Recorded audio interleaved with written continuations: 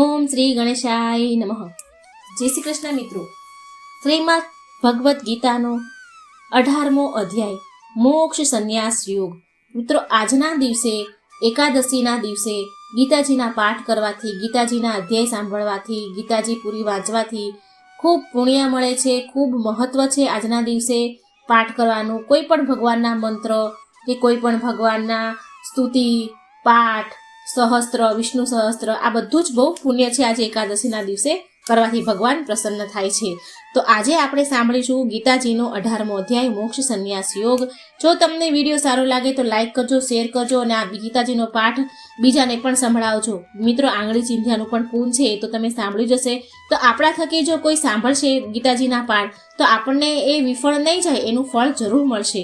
માટે મિત્રો, વિડીયો બને એટલો શેર જરૂર કરજો. મોક્ષ સંન્યાસ યોગ 18મો અધ્યાય. ઓમ નમો ભગવતે વાસુદેવાય. અર્જુને પૂછ્યું, હે મહાબાહો, હે ઇન્દ્રિયોને વશમાં રાખનાર, હે કેશી દૈત્યનો નાશ કરનાર, હું સંન્યાસનું તથા ત્યાગનું તત્વ અલગ અલગ જાણવા ઈચ્છું છું. સંન્યાસ અને ત્યાગની સમજ ભગવાન શ્રી કૃષ્ણ સમજાવે છે. જવાબ આપે છે કે કામ્ય એટલે કે ફળની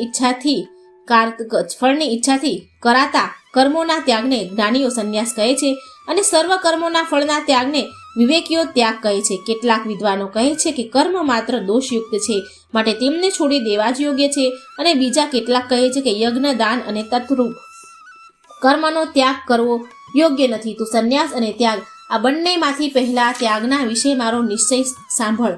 કેમ કે ત્યાગને 3 પ્રકારનો કહેલો છે: યજ્ઞ, દાન અને તપરૂપ. કર્મનો ત્યાગ કરવો યોગ્ય નથી, પણ એ તો કરવા જ યોગ્ય છે. કેમ કે યજ્ઞ, દાન અને તપ બુદ્ધિમાન નિષ્કામ મનુષ્યને પવિત્ર કરનાર છે. પરંતુ આ કર્મો પણ આસક્તિ અને ફળની ઈચ્છા છોડીને જ કરવામાં જોઈએ, એવો મારો નિશ્ચિત કરેલો ઉત્તમ મત છે.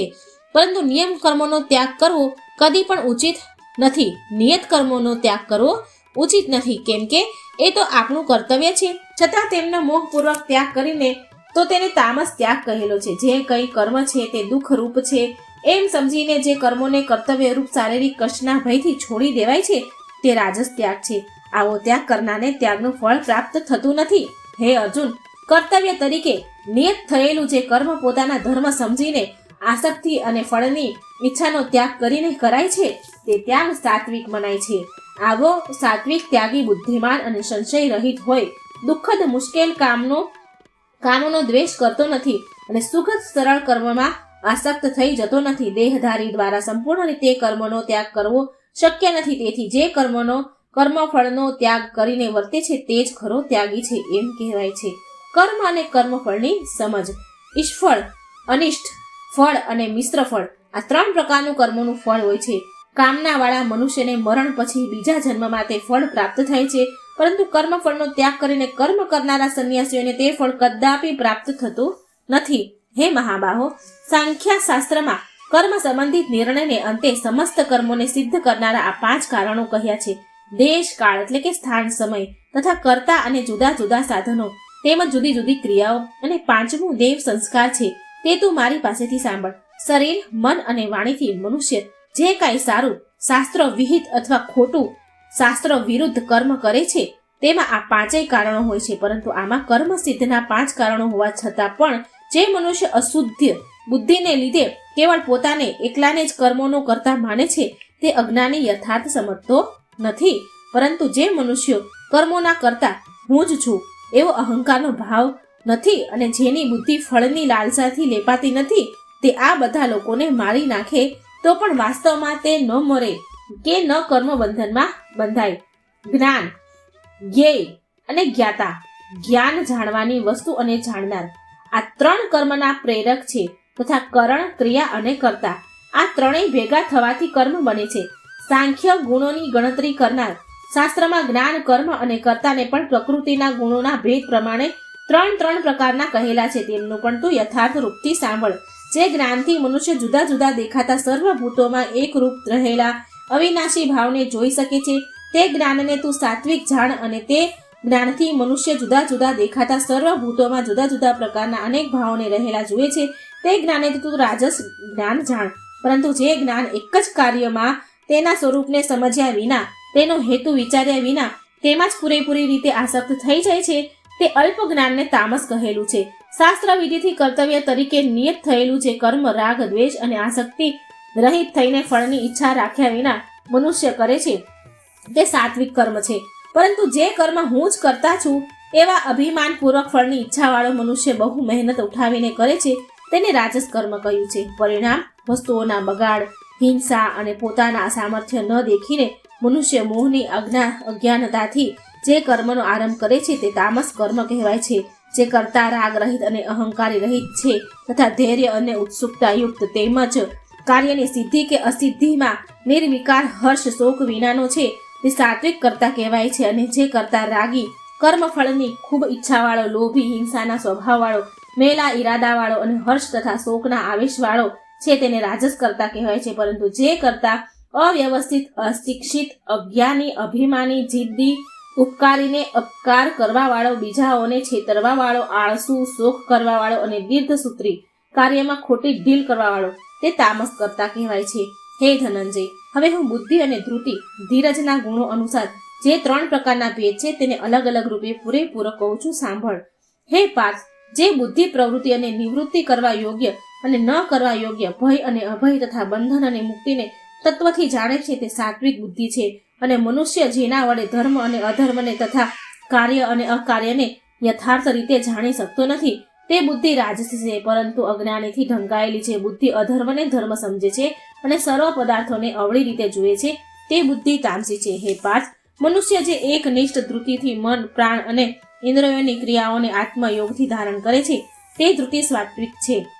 તથા ફળની ઈચ્છાવાળો મનુષ્ય જે ધૃતિથી ધર્મ, કામ, ભોગ અને અર્થને અત્યંત આસક્તિપૂર્વક ધારણ કરે છે તે ધૃતિ રાજસી છે. હે પાર્થ, દુર્બુદ્ધિવાળા મનુષ્યો જે ધૃતિ દ્વારા નિદ્રા, ભય, ચિંતા, દુઃખ અને ઘમંડને છોડી શકતા નથી તે ધૃતિ તામસી છે. હવે 3 પ્રકારના સુખને પણ તું મારી પાસેથી સાંભળ. એ સુખમાં મનુષ્ય અભ્યાસથી રમમાણ થાય છે અને દુઃખોનો અંત પામે છે. જે સુખ શરૂઆતમાં ઝેર જેવું લાગે પણ અંતે અમૃત સમાન હોય છે તેવું આત્મજ્ઞાની પ્રસન્નતાથી ઉપજેલા સુખને સાત્વિક કહેલું છે. ઇન્દ્રિયો અને તેમના વિષયોના સંયોગથી ઉત્પન્ન થયેલું જે સુખ શરૂઆતમાં અમૃત જેવું લાગે પણ અંતે ઝેર જેવું લાગે છે તે સુખને રાજસુખ કહ્યું છે. જે સુખ શરૂઆતમાં અને અંતમાં પણ મોહ ઉત્પન્ન કરનારું છે અને નિંદ્રા, આળસ તથા પ્રમાદમાં ઉત્પન્ન થયેલું છે તે સુખને તામસ કહ્યું છે. પૃથ્વી પર, આકાશમાં કે સ્વર્ગમાં અથવા દેવતાઓમાં તથા એમના સિવાયના બીજે ક્યાંય પણ એવું કોઈ નથી કે જે પ્રકૃતિથી ઉત્પન્ન થતા આ 3 ગુણોથી મુક્ત હોય. હે પરમ તપ, બ્રાહ્મણ, ક્ષત્રિય, વૈશ્ય તથા શૂદ્રોના કર્મો તેમના સ્વભાવજન્ય ગુણો અનુસાર વિભાગ કરવામાં આવ્યા છે.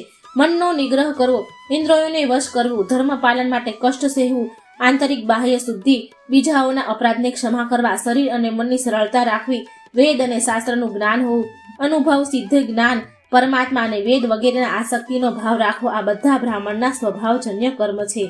શૂરવીરતા, તેજ, ધૈર્ય, ચતુરતા, યુદ્ધમાં કદી પીઠ ન દેખાડવી, દાન કરવું અને ઈશ્વર ભાવ આ બધા ક્ષત્રિયના સ્વભાવજન્ય કર્મો છે.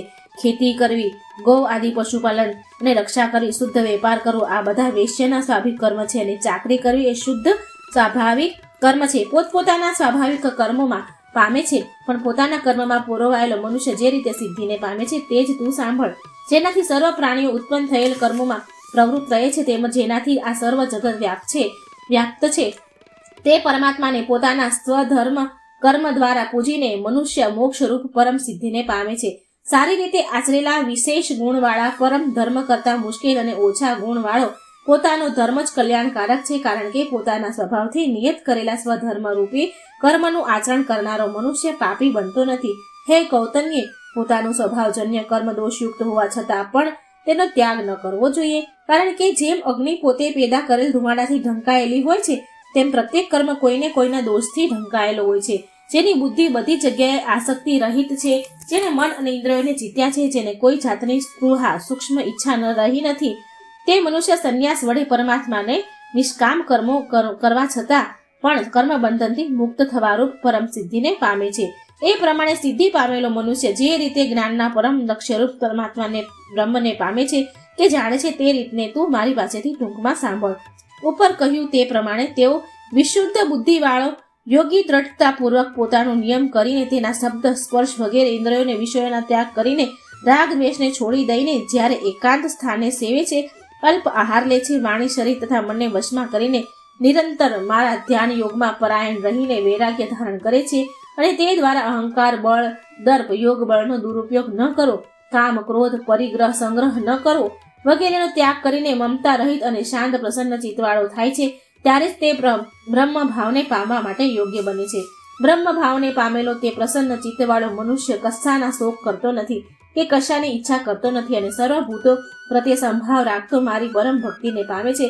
મારી પરમ ભક્તિ દ્વારા તે મનુષ્ય હું કોણ છું અને કેવો છું તે યથાર્થ રૂપે જાણી લે છે અને એ પ્રમાણે મનને ખરેખરા સ્વરૂપે જાણ્યા પછી તત્કાળ મારામાં પ્રવેશ કરે છે. તેઓ મારો આશ્રય લેવા વાળો મારો ભક્ત સર્વ પ્રકારના કર્મો રોજ કરતો રહે તો પણ મારી કૃપાથી શાશ્વત અવિનાશી પદને પામે છે. માટે તું મનથી સર્વ કર્મો મારામાં અર્પણ કરી મારામાં પરાયણ થઈ તથા સમભાવરૂપ બુદ્ધિ યોગનો આશ્રય કરી સદા મારામાં ચિત્તવાળો થા. મારામાં ચિત્તવાળો તું મારી કૃપાથી સર્વ સંકટોને ઓળંગી જઈશ. પણ જો તું અહંકારથી મારું વચન નહીં સાંભળે તો નાશ પામીશ. અહંકારનો આશ્રય લઈને તું જો એમ માને છે કે હું યુદ્ધ નહીં કરું, પણ તારો એ નિશ્ચય મિથ્યા છે, કારણ કે તારો ક્ષત્રિય સ્વભાવ છે. તને યુદ્ધમાં પરાણે જોડા છે. અત્યારે તું મોહવશને કારણે જે કર્મને કરવા ઈચ્છતો નથી તે કર્મને તું તારા સ્વભાવજન્ય પૂર્વ કર્મથી બંધાયેલો હોય પરવશ થઈને પણ કરીશ. હે અર્જુન, ઈશ્વર સર્વ પ્રાણીઓના હૃદયમાં રહે છે અને તે પોતાની માયા વડે સંસારરૂપી યંત્ર પર ચડેલા સર્વ પ્રાણીઓને તેઓનો સ્વભાવ અનુસાર ભમાવતા રહે છે. હે ભારત, તું સર્વ ભાવથી તે પરમેશ્વરના શરણે જ ચાલ્યો જા. તેની કૃપાથી તું પરમ શાંતિ અને સનાતન સ્થાન મોક્ષ પદને પામીશ. આ પ્રમાણે મેં તને ગૃઢથી પણ ગૃઢ જ્ઞાન આપ્યું છે. હવે તું આના પર પૂરેપૂરો વિચાર કરી પછી જેમ તારી ઈચ્છામાં આવે તે કર. વળી સર્વથી અત્યંત ગૃઢ આ મારું પરમ વચન તું સાંભળ. તું મને અત્યંત પ્રિય છે, તેથી હું તારા હિતનું કહું છું. તું મારામાં મનવાળો, મને પૂજનારો મારો ભક્ત થા અને મને નમસ્કાર કર. આમ કરવાથી તું નક્કી મને જ પામીશ. આ હું તારી સમક્ષ સત્ય પ્રતિજ્ઞા કરું છું, કેમ કે તું મને પ્રિય છે. સર્વ ધર્મો છોડીને તું એક મારી શરણે આવી જા. હું તને સર્વ પાપોથી છોડાવી મોક્ષ અપાવીશ. તું શોક ન કર. આ ગીતા જ્ઞાન તારે કદી અતપસ્વીએ અભક્તને સંભળાવી નહીં. અતપસ્વી અને અભક્તને સંભળાવી નહીં. ઈચ્છનારાને તથા જે મને સામાન્ય માનવી સમજીને મારામાં દોષ દ્રષ્ટિ કરે છે તેને કહેવું નહીં. જે મનુષ્ય આ પરમ ગૂઢ જ્ઞાન મારા ભક્તને કહેશે તે આ રીતે મારી પરમ ભક્તિને જ સિદ્ધ કરી નિસંદેહ મને જ પામશે. કેમ કે મનુષ્યમાં તેના સમાન બીજો કોઈ મારું અત્યંત પ્રિય કરનાર નથી તથા આ પૃથ્વી ઉપર મને તેના સમાન બીજો કોઈ વધારે પ્રિય થનારો નથી. ગીતાજીનો પાઠ શ્રવણ કરનાર પાપથી મુક્ત થશે. જે મનુષ્ય આપના બંને વચ્ચે થયેલા આ ધર્મમય સંવાદનું અધ્યયન કરશે તેના વડે જ્ઞાન યજ્ઞથી હું પૂજિત થયો છું એમ કહું છું, માનું છું. તથા જે મનુષ્ય શ્રદ્ધાવાન અને દ્વેષ બુદ્ધિ રહિત થઈને ગીતાનું કેવળ શ્રવણ કરશે તે પણ પાપોથી મુક્ત થઈ પુણ્ય કર્મ કરનારાને મળનારાને શુભ લોકને પ્રાપ્ત થશે. હે પાર્થ, શું મેં કહેલો આ ઉપદેશ તે એકાગ્ર ચિત્તે સાંભળ્યો અને હે ધનંજય, એનાથી તારો અજ્ઞાનતાથી ઉત્પન્ન થયેલો મોહ નાશ પામ્યો? અર્જુને જવાબ આપ્યો, હે અચ્યુત, આપની કૃપાથી મારો મોહ નાશ પામ્યો છે અને મેં મારી સર્વ ધર્મ કર્મ આત્મજ્ઞાન આદિની સ્મૃતિ પાછી મેળવી છે. હવે હું સંશય રહિત થઈ ઊભો છું અને આપના વચન પ્રમાણે જ કરે. સંજય ધૃતરાષ્ટ્રને ઉદ્દેશીને બોલ્યા, હે રાજન, આ પ્રમાણે મહાત્મા શ્રી કૃષ્ણ અને અર્જુનના આ રોમાંચ કરનારો અદ્ભુત સંવાદ મેં સાંભળ્યો. શ્રી વ્યાસજી ભગવાનની કૃપાથી પ્રાપ્ત થયેલ દિવ્ય દ્રષ્ટિ દ્વારા મેં આ પરમ ગૂઢ યોગને યોગેશ્વર ભગવાન શ્રી કૃષ્ણના શ્રી મુખેથી અર્જુનને કહેવાતો પ્રત્યક્ષ સાંભળ્યો. હે ધૃતરાષ્ટ્ર, ભગવાન શ્રી કૃષ્ણ અને અર્જુનના આ પવિત્ર અને અદ્ભુત સંવાદને સંભાળીને હું વારંવાર હર્ષ પામું છું. અને હે રાજન, શ્રી હરિના તે અતિ અદ્ભુત સ્વરૂપને સંભાળીને મને મહાન આશ્ચર્ય થઈ રહ્યું છે અને હું વારંવાર હર્ષ પામું છું. જ્યાં યોગેશ્વર શ્રી કૃષ્ણ છે અને જ્યાં ગાંડીવ ધનુર્ધારી અર્જુન છે ત્યાં જ લક્ષ્મી, વિજય, ઐશ્વર્ય અને અચળ નીતિ છે એવો મારો મત છે.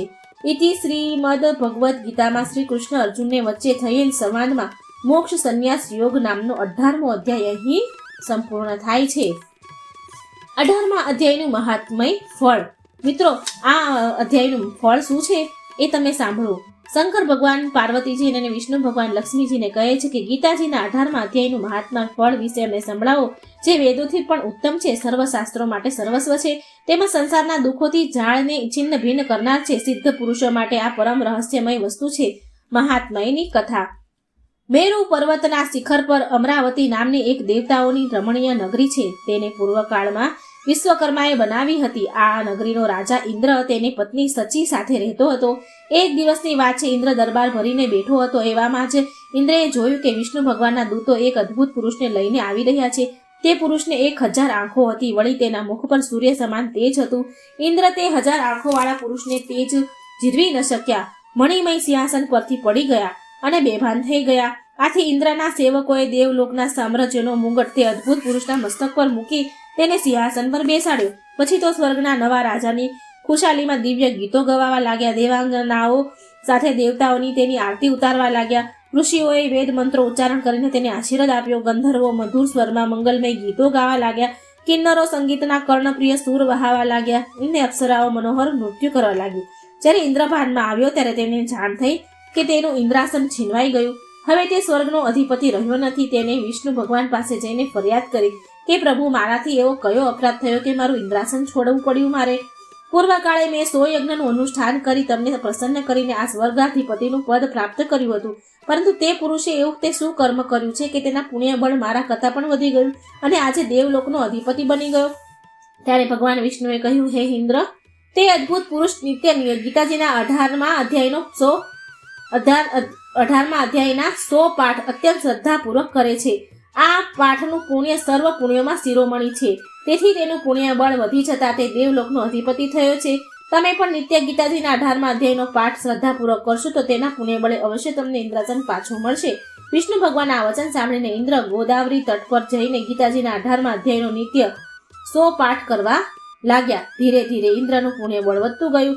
એક દિવસ સહસ્ત્ર આંખોવાળો પુરુષ ઇન્દ્ર પાસે આવ્યો અને તેને ઇન્દ્રાસન સ્વીકારી લેવાની વિનંતી કરતા બોલ્યો કે મને ઇન્દ્રાસન કરતાં વૈકુંઠ વધુ પ્રિય છે. આ તો તમને ગીતાજીના 18મા અધ્યાયનું મહાત્મય ફળ જણાવવા માટે હું ઇન્દ્રાસન પર આરૂઢ થયો હતો. જો તમે નિત્ય ગીતાજીના 18મા અધ્યાયનો શ્રદ્ધાપૂર્વક પાઠ કરતા રહેશો તો કોઈ તમારું ઇન્દ્રાસન છીનવી નહીં શકે. આમ કહીને ઇન્દ્રને ઇન્દ્રાસન સોંપીને તે અદ્ભુત પુરુષ વૈકુંઠ લોકમાં ગયો. હે પાર્વતી, જે મનુષ્ય શ્રદ્ધાપૂર્વક આ પાઠનું શ્રવણ કરે છે તે સમસ્ત કાર્યોનું ફળ પામી અંતકાળે વિષ્ણુ ભગવાનના વૈકુંઠમાં જાય છે. તો મિત્રો, આ 18મો અધ્યાય મોક્ષ સંન્યાસ યોગ અહીં પૂરો થાય છે. શ્રીમદ ભગવદ્ ગીતાનો વિડીયોને શેર કરજો. આમાં તમે સાંભળ્યું ને કે કોઈને સંભળાવવાથી પણ અતિ પુણ્ય ફળ મળે છે, આ ભગવાન કૃષ્ણ કહે છે. તો મિત્રો, આ બને એટલો વિડીયો શેર કરજો. 11સને સારા દિવસે સાંભળજો.